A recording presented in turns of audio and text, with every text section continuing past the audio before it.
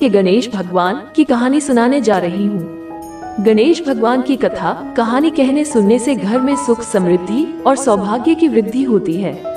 प्रेम से बोले गणेश भगवान की जय हो। एक समय पहले की बात है। एक गांव में एक सास और बहू रहती थी। सास बहुत कंजूस स्वभाव की थी। वो धर्म पुण्य बहुत करती थी, लेकिन भगवान की सेवा पूजा से ज्यादा उसका ध्यान पैसे पर रहता था।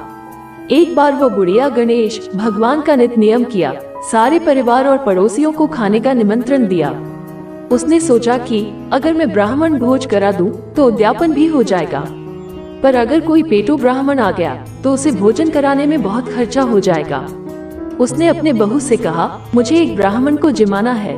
तुम एक काम करो, कोई छोटा ब्राह्मण लड़का देखकर उसको न्योता देकर आ जाओ और एक व्यक्ति की रसोई ज्यादा बना लेना। बहू घर से बाहर गई।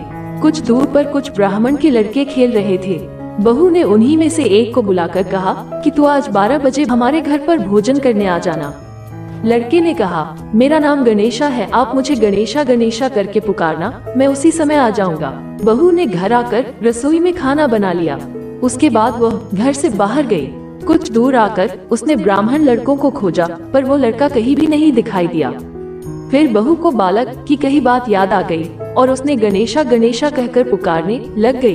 तब अचानक से वो बालक बहू के सामने आ गया। बहू उसे घर लेकर घर आ गई और कहा, ब्राह्मण देवता आप हाथ मुंह धो लीजिए।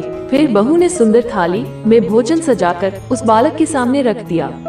सास छोटे से ब्राह्मण को देख बड़ी खुशी हो रही थी, साथ ही मन सोच रही थी कि बड़े ही कम खर्च में ब्राह्मण भोजन हो जाएगा। उस बालक ने पूरा भोजन समाप्त कर दिया। फिर और भोजन लाने को कहा और वो खाता ही जा रहा था और उठने का नाम ही नहीं ले रहा था। धीरे धीरे वो बालक पूरे भोजन को समाप्त कर दिया।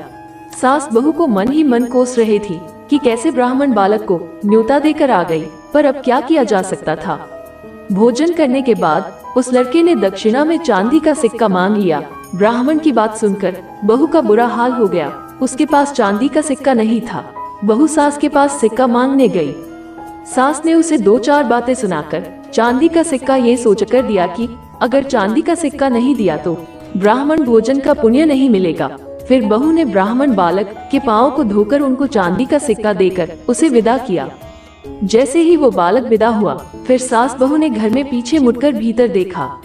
घर में बहुत सारे हीरे मोती चमक रहे थे। सास बहू दोनों धन देखकर बहुत खुश हुए और बोले, गणेश भगवान की हम पर कृपा हुई है। हमारे धन्य भाग जो हमारे घर भोजन करने पधारे। अब तो सास बहू दोनों मिलकर गणेश भगवान का नित्य नियम निभाते थी। कथा कहानी सुनते गणेश भगवान की कृपा से उनका घर बार अनेक नाती पोतों से भर गया। ये गणेश जी महाराज जैसे आपने सास बहुओं पर अपनी कृपा करें, वैसे ही अपने सभी भक्तों पर अपनी कृपा बनाए रखना। कहानी अधूरी हो तो उससे पूरी करना। बोले गणेश भगवान की जय हो।